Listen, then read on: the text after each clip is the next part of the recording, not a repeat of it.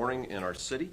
I do want to acknowledge a few people before we start. I want to thank our Chief Operating Officer, Lisa Benjamin, for the City of Atlanta being here, our Insurance Commissioner for the State of Georgia, Commissioner King, being present, and then representatives of 3 agencies that have been working very hard over the last year and a half to ensure that anarchists that are at work do not succeed right here in Atlanta or in the state of Georgia. So I want to thank the FBI, the ATF, and the GBI for being present today, but also being very active on behalf of the citizens of Atlanta. We've asked you to come together again today because there is an effort underway by a very small group of individuals, anarchists, that want to impact the safety of Atlanta, Georgia. And why is this important? And I was reminded overnight it was 14 degrees in our city.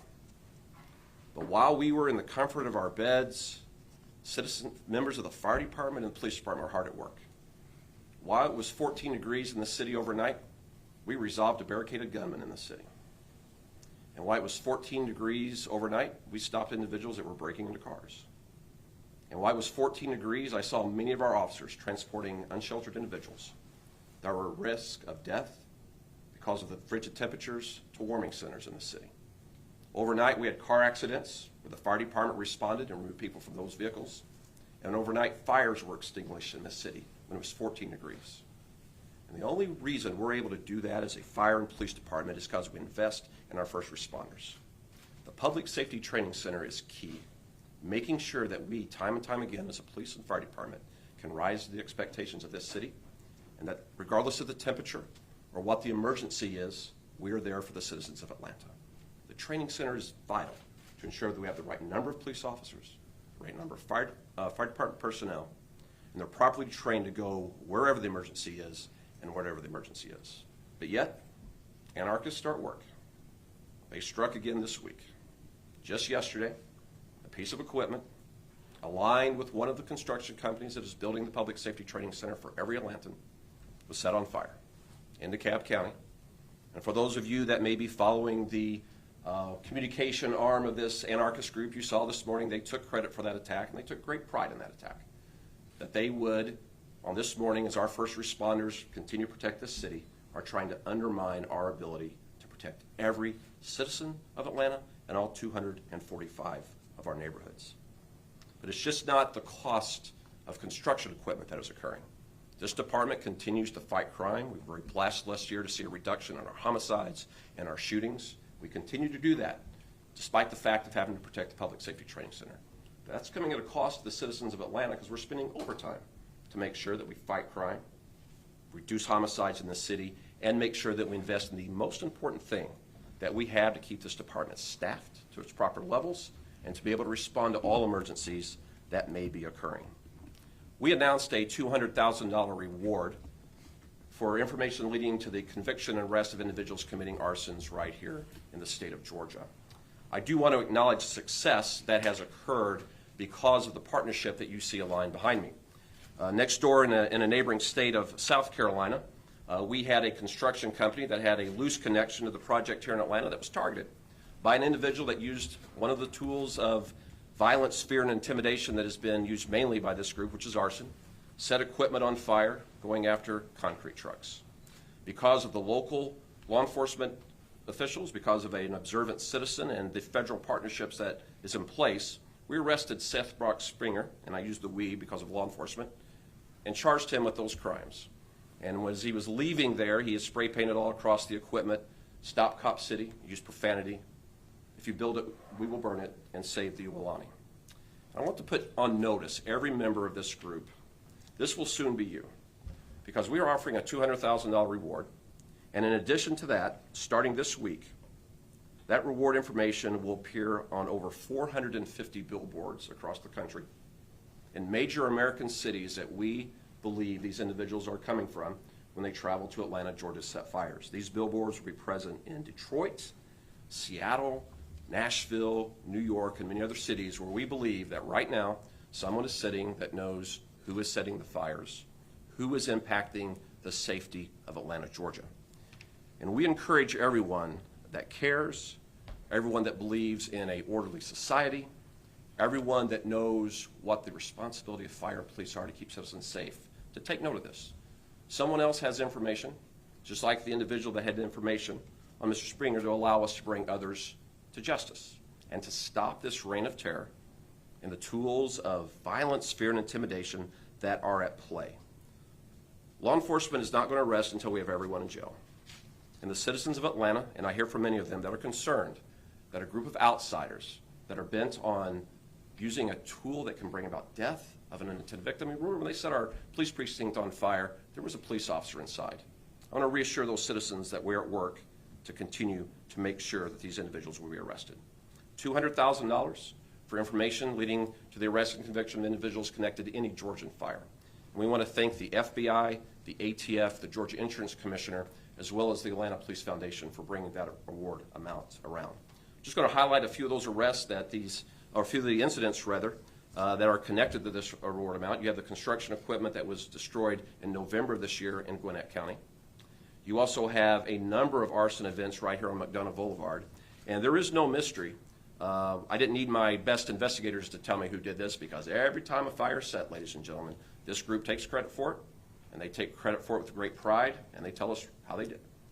And so soon, the individuals that have been in the dark of night impacting every one of our neighborhoods will be held responsible as we bring these individuals to justice. This is not just a police department matter. As I was looking at the calls that played out overnight, it wasn't just police officers moving about this city. There was many times our fire department was at work on medical emergencies and extinguishing fires. And so I want to bring Chief McLemore to the podium to speak on the impact from his perspective that a small group of arsonists are have undermining the Public Safety Training Center. Thank you, Chief Shearbaum. Again, James McLemore with the Atlanta Fire Rescue Department. Chief Shearbaum alluded to, yes, last night we responded to fires, extinguishing fires, EMS calls throughout the city. But let's think about this. You have the Super Bowl, you have the Final Four, you have World Cup coming, and various conferences that hit the city on every weekend with 100,000 plus people. This training center is very important. We must create the best firefighters to serve the citizens of Atlanta. This training center, a joint collaboration of police and fire and correction and others, provides the training, a driving course that helps us, a burn tower, which allows us to do technical rescue training from, also a mock station where members can be trained and learn the ways of the fire service, and also a mock village where recruits can learn how to fight fires. All this in a new training center will help provide the best firefighter to service the citizens of Atlanta. And also, on a monthly and yearly basis, firefighters are required to have 40 hours of EMS continued training every 2 years, also 40 state hours and 240 ISO hours, and also company training. This training center allows us to have the company training where we can bring units together, work within a mock village, provide real-life training so that we can serve and have a better product when it comes to serving the citizens of Atlanta. So we get to arson. Arson, a criminal act of deliberately setting fire to property. Arson is a crime that involves someone intentionally burning or damaging property. What are the effects of arson?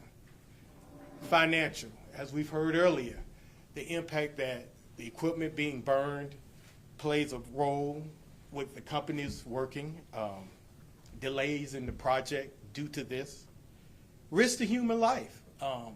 Like Chief Shearbaum alluded to, there was a member of the police department inside the building where one of the fires were deliberately set. That could have been harmful to that person. Plight of the neighborhoods.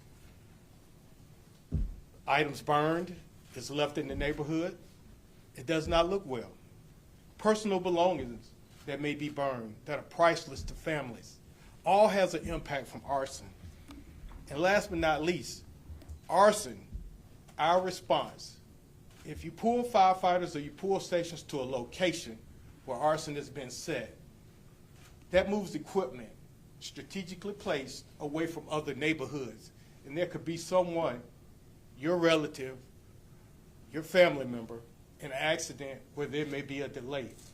So the arson pulls our resources and hurts our delays in other areas of the city. So with that being said, again, there's a $200,000 reward. Contact Crime Stoppers. Any information that leads to the arrest to these criminal acts. Again, I think the number is 404-577-TIPS, 8477. Thanks. Thank you, Chief. Appreciate that. I also want to bring to the podium our insurance commissioner for the state of Georgia, because if you are a viewer or if you're a reader, you may think this doesn't impact me, but it does. Not only does it impact the potential of safety in the city, there's a monetary amount that can affect every single Georgian and every Atlantan. So, Commissioner, thank you again for being with us today and for all the work you're doing to assist us. Thank you. Good morning. My name is John King. I'm Georgia Insurance and Safety Fire Commissioner. And we're assisting the city of Atlanta in two ways. First of all, providing our technical expertise in arson investigations, especially with our State Fire Marshal's Office.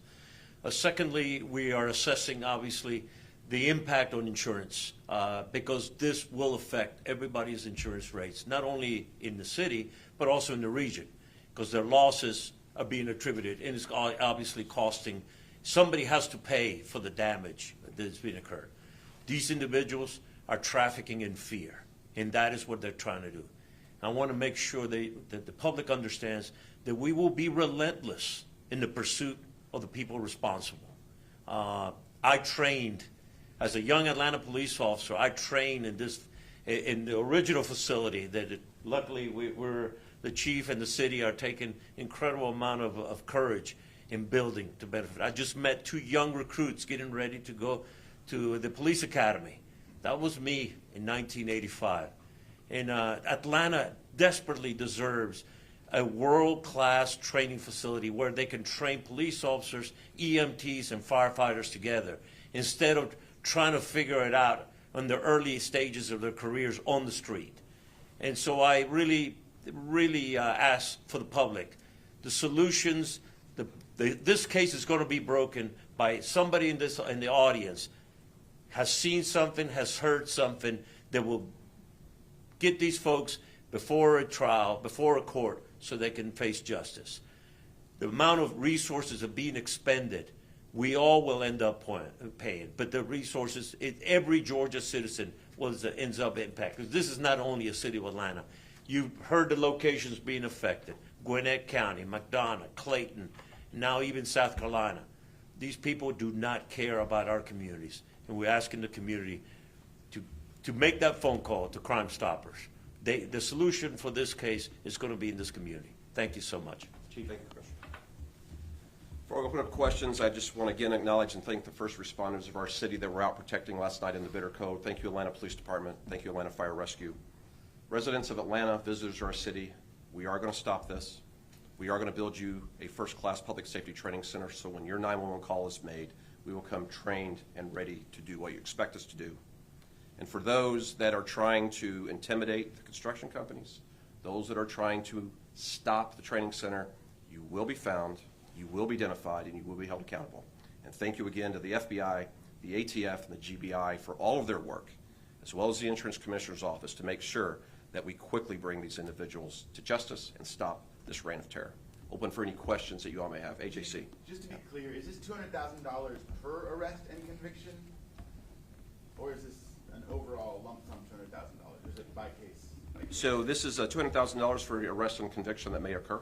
For each person that's arrested or convicted? If it's for each case, it's up to $200,000. So some cases are more pronounced and important in investigation than others, so it's important always to say up to $200,000 for each arrest and conviction. That is connected with the arsons, that's correct. Do you know where that money's coming from? It's a number of donors. We have the ATF has donated money. We have the FBI that has done so. The Arson Control Board of the state of Georgia has done so, and Crime Stoppers Atlanta has done so. Can you give specifics about yesterday's incident? What was targeted, where, and what happened? So this was in DeKalb County. There was a piece of construction equipment connected with one of the contractor companies, and obviously specifics we will defer to DeKalb County Fire or to the ATF. But it was set on fire. It was in close proximity to the construction site, and you can go to the side of the anarchist. They will tell you exactly how they did it, and they will tell you why they did it. Chief, can you talk a little bit about the incident in South Carolina? Was that particular piece of equipment being brought to Atlanta to work on the facility? how do you know it was connected? I know that there was, graffiti and what have you, but was that piece of equipment going to be used in the construction of the facility? You know, it wasn't. There was a loose, inaccurate association of that company. Someone thought that it was connected to this construction site. And just based on that misinformation, an anarchist went there and set it on fire. And their motivation was they thought they were stopping a public safety training center. Livelihoods were impacted. I don't know who didn't get to come to work that day. I don't know what projects were not happening that day in that area. Was it a school? Was it a hospital? But there was a ripple effect to that community. Why they did it, well, we can see. There was graffiti all over the place, graffiti that we often see right here in the city. And as far as the billboards, are they going to be strategically placed throughout this city? Meaning, like, are they going to be placed by the airport, where people may be coming in, and where are they going to be placed in some of these other cities that you announced, like Seattle and Nashville and what have you? They will be strategically placed. We have areas that we believe in people possess information that is vital to this case, that will break it wide open, that will bring individuals to justice. And so take note of that. You may be sitting in Seattle, but you may be eligible up to $200,000 for the information you give that brings to the arrest and the conviction. So we'll be placed in areas that we think individuals are that have information. One quick question. Do you have an update on some of the other cases you talked about during the last press conference? They're very active. You saw the arrest that occurred in South Carolina. The same measures that were taken to bring about that arrest are active right here in the state of Georgia. It's active with our partners that stand behind us. And we believe the same arrests that occurred there, those similar arrests will either occur right here in our state, or they will occur in cities where I've mentioned in this press conference. And back to the billboards, when are they going up? How long will they be up? And then the full list, is that available? You should see them up this week. We'll see if we can get the full list out to you all. I believe there's about 9 cities that you'll be seeing them up in. And they'll stay up as long as we need them to bring in the information that we believe we need to bring closure to these cases. So you say up to $200,000. Have you guys paid out any from that pool of money at different points so far with any tips that you guys have received? Not yet, but we have the checkbook ready to go, sir. So. And obviously, with you guys did this, what was it, a month ago? Whenever you guys did the last press conference, saying the $200,000 amount. These things are continuing to happen. I mean, it doesn't seem to be deterring anyone from committing these acts. I'm confident we've thwarted attacks. I can't give you all the information that I have here today. Very confident we've thwarted attacks. And if one happens, that's one too many. And we are not going to allow our construction companies to be intimidated or the citizens of Atlanta to worry about the quality of their first responders. So I'm not deterred about any of that because we're going to make progress here, sir, and we're going to make additional arrests. Do you know how many arrests have been made to date, training center related arrests since construction? We can get that for you. I do not have it in front of me. Many of you have covered those arrests. We made arrests on March 5th. We made arrests here on Peachtree Street. We have charged individuals with arson, and individuals have been charged with arson previously for setting police cars on fire on Peachtree Street, and individuals have been charged with arson around the March 5th attack. Who's paying for the billboards? It's going to be the Crime Stoppers Atlanta. If no other questions, thank you.